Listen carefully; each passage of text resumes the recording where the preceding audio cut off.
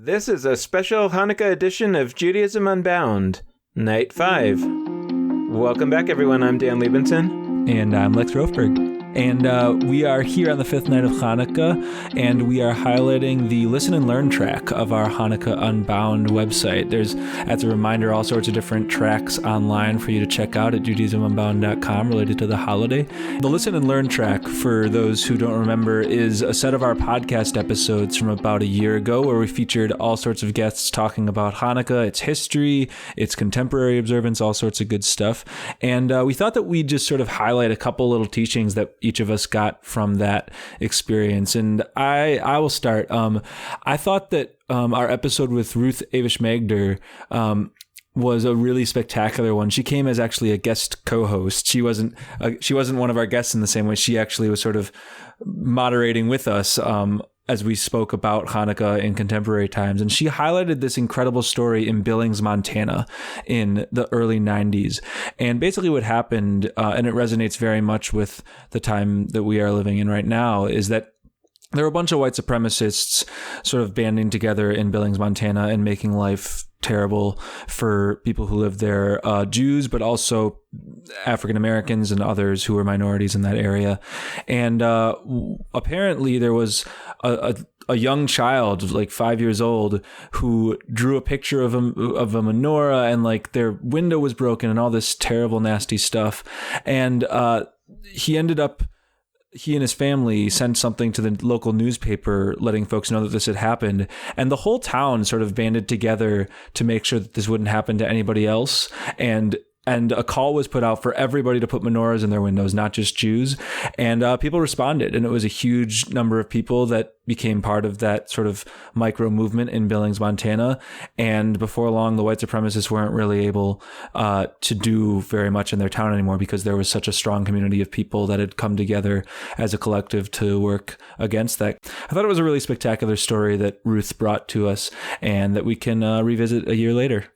Yeah, actually, it's funny. I'm reflecting back to a conversation that we were having with Burton Vysotsky, who wrote a book called Aphrodite and the Rabbis that talked about the kind of origins of rabbinic Judaism in Greek ideas, particularly Stoic thought.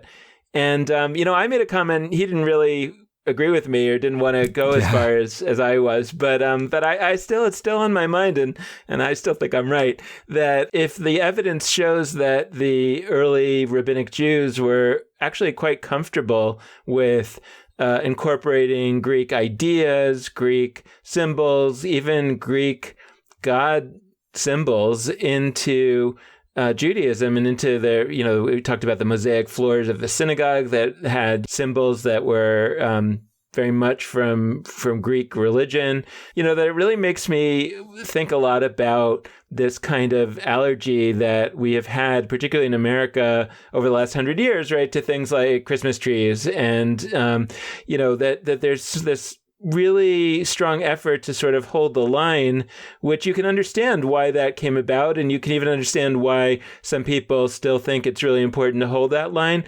On the flip side, I really think it's an inescapable conclusion to look at Jewish history and to see that it's just as much part of our tradition to incorporate elements from other groups as it is to resist that incorporation. So at the very least, you have to be able to say that the question should remain open as to, how can Hanukkah change again now that Jews are living in these mixed families and all the other situations, all the other elements of why Jews, particularly in America today, are in a different situation from the past. So that's still on my mind, and it's still something that I think is really important for us to be thinking about, as many of our listeners, I think, are about to light candles with families that include people who are Jewish, people who are not Jewish, and people who have multiple identities.